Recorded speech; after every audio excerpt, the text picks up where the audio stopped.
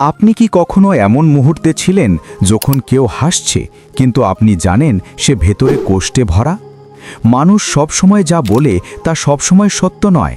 তাদের শব্দ অনেক সময় কেবল মুখের প্রদর্শনী, কিন্তু চোখ, শরীরের ভাষা, ছোট ছোট অভ্যাস এবং আচরণ সত্যিই বলে দেয় তারা কে। যদি আপনি সত্যিই কাউকে বুঝতে চান, তবে শুধু তাদের কথা শুনলেই হবে না। আপনাকে তাদের মনোভাব, তাদের দৃষ্টিভঙ্গি এবং তাদের ছোট ছোট ইঙ্গিতগুলো পর্যবেক্ষণ করতে হবে। চোখ কখনো মিথ্যে বলে না। যখন কেউ দ্রুত চোখ ঝাপসা করে বা দৃষ্টি ঘোরে, তারা হয়তো চাপ অনুভব করছে, ভয় পাচ্ছে অথবা কিছু লুকাচ্ছে। আর যখন চোখ ঝলমল করছে, তখন বোঝা যায় তারা আনন্দে বা উদ্দীপনায় ভরা। চোখের মধ্যে লুকানো প্রতিটি অনুভূতি একটি গল্প বলছে, যা শব্দের মাধ্যমে প্রকাশ করা সম্ভব নয়। তাই লক্ষ্য করুন, মানুষ যখন কথা বলছে তখন তাদের চোখ কোথায় এবং কিভাবে রিয়্যাক্ট করছে। মুখভঙ্গি সবসময় সরাসরি অনুভূতি প্রকাশ করে না।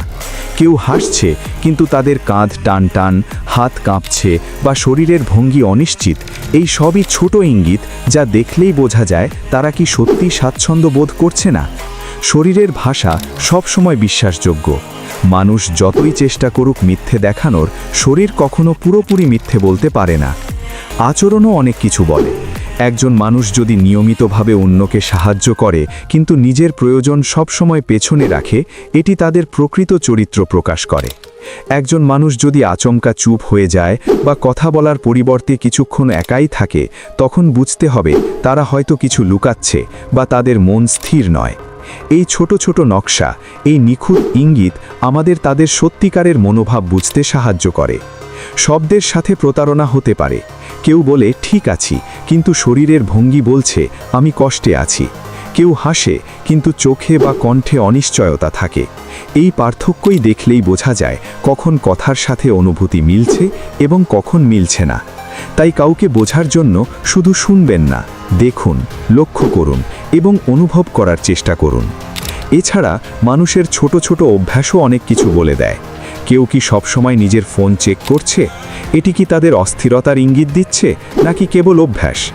কেউ কি বারবার কথা ঘোরাচ্ছে বা একই বিষয় বারবার বলছে? এটি তাদের অস্থিরতা বা চাপের প্রতিফলন হতে পারে। এই ছোট ছোট ইঙ্গিতগুলো ধরতে পারলেই আপনি মানুষের প্রকৃত মানসিক অবস্থা বুঝতে পারবেন। আবার সম্পর্কের মধ্যে বোঝাপড়া আসতে সময় লাগে। কেউ যতই বন্ধুত্বপূর্ণ বা বন্ধন তৈরি করতে চাইলেও তাদের প্রকৃত মানসিক অবস্থা জানতে হলে আপনাকে ধৈর্য ধরতে হবে এবং মনোযোগ দিতে হবে।